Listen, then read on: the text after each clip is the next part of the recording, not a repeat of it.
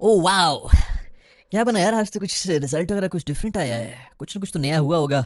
Repeat telecast तो नहीं हुई? बहुत से लोग कह रहे हैं कि यार चलो जो भी हो फाइट दिखा दी है। मैंने भी इनको कह दिया हाँ यार चलो शुक्र है, को फाइट तो दिखाई है और कुछ हो या ना हो। आपस की बात है, 4 कैचेस भी ड्रॉप हुए थे तभी को हमने फाइट दिखा दी है। वो 4 कैचेस में से 2 भी पकड़े होते ना हमसे 150 नहीं होना था। और पावर प्ले में वैसे भी उन्होंने 100 रन तो बना ही लिए थे, तो पावर प्ले में ही मैच खत्म होना था। वन साइडेड मैच था ये भी, बखैर पावर प्ले के बाद से वन साइडेड ही था।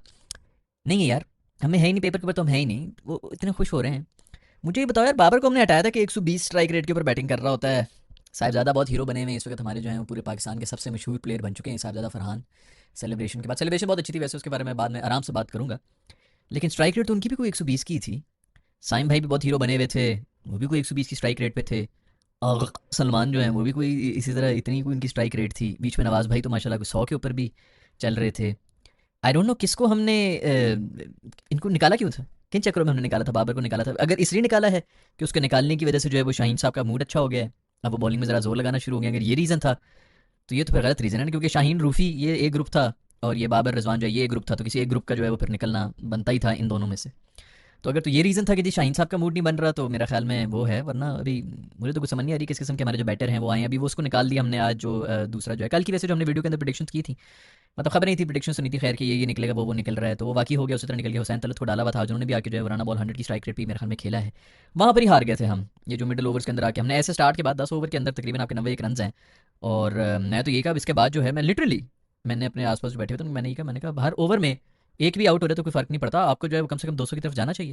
वो तो मुश्किल पड़ गई थी भाई, एंड में 160 रन जो है वो होना मुश्किल हो गया था, मर मर के एंड में फहीम अशरफ शुक्र है राणा साहब ने आके कुछ छक्के छक्के मार दिए, तो 170 तक हम पहुंच गए। अदरवाइज तो हम 150 पे जाना हमारा मुश्किल हो गया था। 100 के ऊपर हम बैठे हुए थे, एक विकेट थी हमारी, 90 के ऊपर मेरा हमें एक आउट था।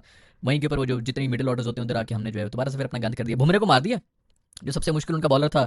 उसको 3 ओवर में 30 मारे में रेलू कट्टे, और कुछ नहीं तो रेलू कट्टे दूबे को, मैं पांडु को कह रहा था वो रेलू कट्टा बॉलर है, उधर से दूबे साहब जो है उससे भी बड़ा रेलू कट्टा, इंडिया में भी कोई नहीं समझ रहा होता कि ये बॉलर है, इसको किसी टीम में रखा हुआ है। उसको हमने आज हीरो बना दिया, ना सिर्फ हमने उसको विकटें दी बल्कि उस पर रन बनाना बहुत मुश्किल हो गया था, बहुत ज़्यादा जो है वो मुश्किल था जी। वो कटर मार देते हैं तो ये मार देते हैं, तो इस किस्म की पिच है तो उस किस्म की पिच है। हमारा भी फहीम अशरफ इसी किस्म का है, उसको तो वो निकल निकल के मार रहा है। खैर ऐसा भी कोई नहीं है, दिमागी तौर के ऊपर ही वो नहीं होता। आज खैर वो कहीं से नजर आया, एग्रेशन नजर आई। अभिषेक शर्मा सिर्फ ने एंड में आके जो है वो अपनी सेरेमनी में कहा है कि I don't know what was that, without any reason हम पे चढ़ रहे थे। दिमाग ठीक है तेरा, तूने भी गाय का पीना शुरू कर दिया विदाउट एनी रीजन। पिछले मैच के बाद से जो रीजन पे रीजन दे रहे हैं जी, तुम लोगों ने पूरा पोलिटिसाइज कर लिया, हाथ नहीं मिलाना तो ये नहीं करना वो नहीं करना, वो चाट रहे हैं एक दूसरे को, चाट रहे हैं वैसे इधर उधर जो ऑफ स्क्रीन सब कुछ चल रहे हैं। टीवी के ऊपर आगे तुम लोग हाथ नहीं मिला रहे हो, फिर कह रहे हो कि विदाउट एनी रीजन। एक चीज़ अल्लाह का शुक्र है, लगता है मेरी वीडियोस दोबारा देखना शुरू कर दी है पाकिस्तानी टीम ने, अल्लाह का शुक्र है कि कम से कम गालियां शालियां दे के आए इन्हें, कुछ थोड़ी सी नजर आई है। रूफी ने भी बहुत अच्छा किया, लोग कह रहे हैं जी इसी की हरकतें कुट खा के बहुत अच्छा किया। मैं तो कह रहा था एक दो को पन दो, खून छून निकालो जरा इनका, निकले दांत छान निकले, पॉटी करने बैठे तो इनमें से दांत निकल रहे हो, इतनी जोर के इनके थप्पड़ मारो। तो अच्छा हुआ कि कुछ नजर आया, शाहीन भी चढ़ा हुआ था, रूफी भी चढ़ा हुआ था, खूब कुट्टे खा रहे थे। कुट्टे तो तुम लोग वैसे ही खाते हो, कम से कम कोई गालियां शालियां दो भैया, लोगों को पता तो चले कि ऐसी भी कोई बात नहीं है भाई। अगली बार इस कोई हरकत करने से पहले वो अपनी गवर्नमेंट को कहेंगे कि यार भाई बस करो, बाद में हमारे जो है वो गले पड़े हुए होते हैं, हमें इतनी जिंदगी में इतनी गाली नहीं पड़ी जितनी इस मैच में पड़ेगी।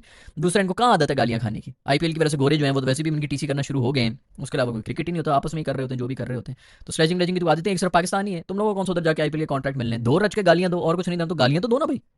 बहुत अच्छा किए, रूफी ने गालियां दी हैं, इसने गालियां दी हैं, और अभिषेक साहब कह रहे हैं कि हमें तो समझ नहीं आई कि हम पे क्यों चढ़ रहे थे। तुझे समझ नहीं है, तुझे मैं बताता हूँ सामने। वो खैर अभी वो नरम सी बच्ची है, शुरू शुरू के दिन है उसके, जो अभी वो 2 4 उसकी वो फॉर्म लगी हुई है, तो ओवर हो गया है। गालियां देना बहुत ही जरूरी है, इनको पढ़नी बहुत जरूरी है, ताकि इनको पता चले कि भाई चल क्या रहा है, ये लोग क्या हरकतें कर रहे हैं। बॉलीवुड नहीं चल रहा है इधर बेटा, अगर जंग करनी है तो फिर जंग इसी तरह होती है। रूफी ने कोई शायरी शायरी भी की है 6 सिफर के, बिल्कुल ठीक की है। मैं कहता हूँ फुल पोलिटिसाइज करो, उस पर बहुत ताप रहे हैं मेरे ख्याल में। वो जो आपका बैटर है फरहान, उसने जो बंदूक का ये इशारा कर दिया, यूं कर दिया, ये खोली तुम्हारा बाप जो है, ये कौन से इशारे कर रहा है इस पिक्चर के अंदर, वो तुम्हारा धोनी दूसरा बाप जो है, ये कौन, ये कहाँ से इसके ऊपर जो कर रही आतंकवादी और ये कर लिया। मैं कहता हूँ बहुत अच्छा किया, लगाना चाहिए था उधर भी 6 सिफर का नारा लगाना चाहिए था इसको, ये मारने के बाद। खैर पॉइंट ये है कि कुत्ते की तरह फिर से, अब तो कुत्ते की तरह हारते हैं, कुत्ते की तरह भी नहीं हारते हम। और बेशरम हो जाओ, बेगैरत हो जाओ, और तो हम कुछ कर ही नहीं सकते इनकी वजह से, हम क्यों अपने ऊपर बोलेंगे, है थर्ड क्लास घटिया टीम है। आज हमने फुल अपना जोर लगाया हुआ था, और सच यही है दोस्तों कि 4 4 कैचेस ड्रॉप हुए हैं तब जाके जो हमसे स्कोर हुआ, अदरवाइज ये भी नहीं हो रहा था। नहायत ही थर्ड क्लास विकेट हमने इनिंग्स खेली है, किसी की कोई ऐसी इनिंग्स नहीं थी मैं कहूँ जी फखर की अच्छी इनिंग्स लगी थी, अच्छा, उसके ऊपर बड़ी कॉन्ट्रोवर्सी होगी जी, आउट था नहीं था, आउट था नहीं था, पूरी दुनिया लगी हुई, कमेंटेटर तक भी अच्छा हुआ कि लगे रहे ऑल दैट। पर दोस्तों इतना भी कोई नॉट आउट नहीं था, पता नहीं कौन लोग हैं जो कि इतना ज़्यादा शोर मचा रहे हैं, बिल्कुल क्लियर बाउंस खाइए। भाई बाउंस खाए लेकिन ग्लव्स के अंदर खाए। आप लोग क्रिकेट देखा करें भाई, जो लोग नहीं देख रहे होते ना, वो एक मैच देखने के लिए आ रहे थे साल में, वो फिर जो पूरा ट्रेंड सेट कर लेते हैं, नॉट आउट फलाना ये वो।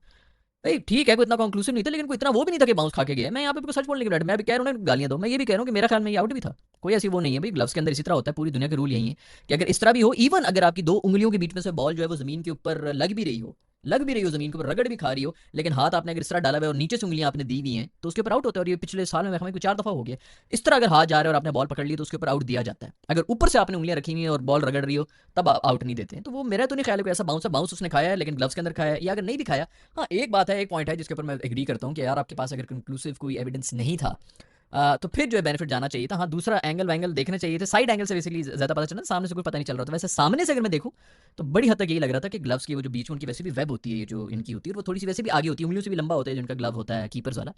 तो बिल्कुल ग्लव के ऊपर ही ठपा खा के लग रहा था कि उसके अंदर ही गई है, हाथ के अंदर वो बाउंस उसने किया लेकिन उंगलियों पे उसने बाउंस लिया है। अगर साइड एंगल से दिखा रहे थे तो पता चला था, साइड एंगल था नहीं, अब उसके ऊपर नहीं देखा है वो। हाँ ये बात है कि थर्ड अंपायर जो बिल्कुल रेडी बैठा हुआ था कि बस अबे हाँ हाँ हो गया आई कैन क्लियर सी, वो लगा हुआ था, उसका फुल यही था कि मैं किसी तरह आउट दे दूं। ये वो एक टर्निंग पॉइंट था, लेकिन उसके बाद भी हमने तो कर लिया था ना यार, अपने 90 रन बनाए हुए थे 9-10 ओवर के अंदर, और आपने क्या चाहिए था? फखर ने बैठ के और क्या कर लेना था? पीछे आपके पास 8 विकेटें 9 विकेटें पड़ी हुई, मारो भाई, जो भी करना था उसके बाद ही करना था। फखर की बहुत बड़ी विकेट होती है, लेकिन खैर अब इतना भी नहीं है, बाकी भी सारे आपकी इसी सीट के ऊपर आए हैं कि आके वो मारेंगे, ये करेंगे, वो करेंगे। कोई ऐसा वो नहीं है कि मैच टर्निंग वो हो गया था अगर वो ना आउट होता। हाँ अगर उसके बाद हमारी जो है बिल्कुल हालत खराब हो जाती और बिल्कुल ही हम जो है 5-6 और आउट हो जाते और बिल्कुल रन ही ना हो रहे होते और मर मर के हम 170 मार रहे होते तो मैं कहता कि चलो ठीक है।